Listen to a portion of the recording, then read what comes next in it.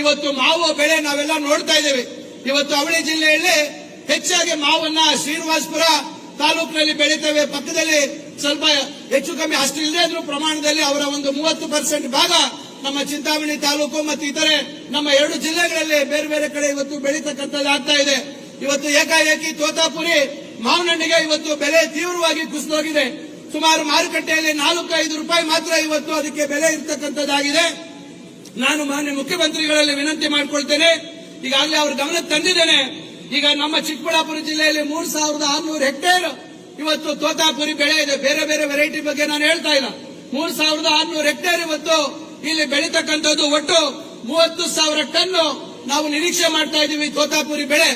ಅದೇ ರೀತಿ ಕೋಲಾರ ಜಿಲ್ಲೆಯಲ್ಲಿ ಹೆಚ್ಚಾಗಿ ಶ್ರೀನಿವಾಸಪುರದಲ್ಲಿ 31,300 ಹೆಕ್ಟೇರ್ ಪ್ರದೇಶದಲ್ಲಿ ಇವತ್ತು ತೋತಾಪುರಿ ಬೆಳೆಯನ್ನು ಇಟ್ಟಿದ್ದಾರೆ. ಈಗ ಅಲ್ಲಿ 2,70,853 ಟನ್ ಇವತ್ತು ನಾವು ನಿರೀಕ್ಷೆ ಮಾಡ್ತಾ ಇದ್ದೀವಿ. ಪಕ್ಕದ ನೆರೆಯ ಆಂಧ್ರದ ಭಾಗದಲ್ಲಿ ಈಗಾಗಲೇ ನಾವು ಮಾಧ್ಯಮದಲ್ಲಿ ನೋಡಿದೆ, ಕರ್ನಾಟಕದಿಂದ ವಿಶೇಷವಾಗಿ ಶ್ರೀನಿವಾಸಪುರದಿಂದ ಮಾವನ್ನ ಅಲ್ಲಿಗೆ ರಫ್ತು ಮಾಡುವಂತದ್ದು ಅಥವಾ ಅಲ್ಲಿಗೆ ಸಾಗಾಣಿಕೆ ಮಾಡಿ ಮಾರುಕಟ್ಟೆಗೆ ಹೋಗುವಂತದ್ದನ್ನ ಅವರು ಅಲ್ಲಿರ್ತಕ್ಕಂಥ ಪ್ರೊಸೆಸಿಂಗ್ ಯೂನಿಟ್ಸ್ ಮತ್ತೊಬ್ಬರು ಅದನ್ನು ಪಡಿಬಾರದು ಅಂತಕ್ಕಂಥ ನಿಷೇಧವನ್ನು ಹೇರಿದ್ದಾರೆ ಅಂತಕ್ಕಂಥದ್ದು.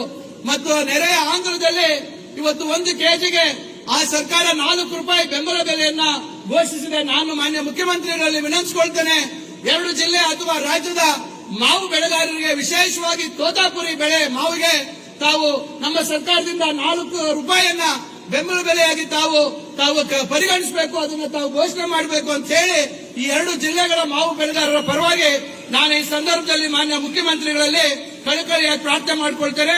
ಮತ್ತು ನಾನು ಮಾನ್ಯ ಮುಖ್ಯಮಂತ್ರಿಗಳಿಗೆ ಹೃದಯಪೂರ್ವಕವಾದಂತಹ ಧನ್ಯವಾದಗಳನ್ನು ಸಲ್ಲಿಸಲಿಕ್ಕೆ ಬಯಸ್ತೇನೆ. ಬರ್ತಕ್ಕಂಥ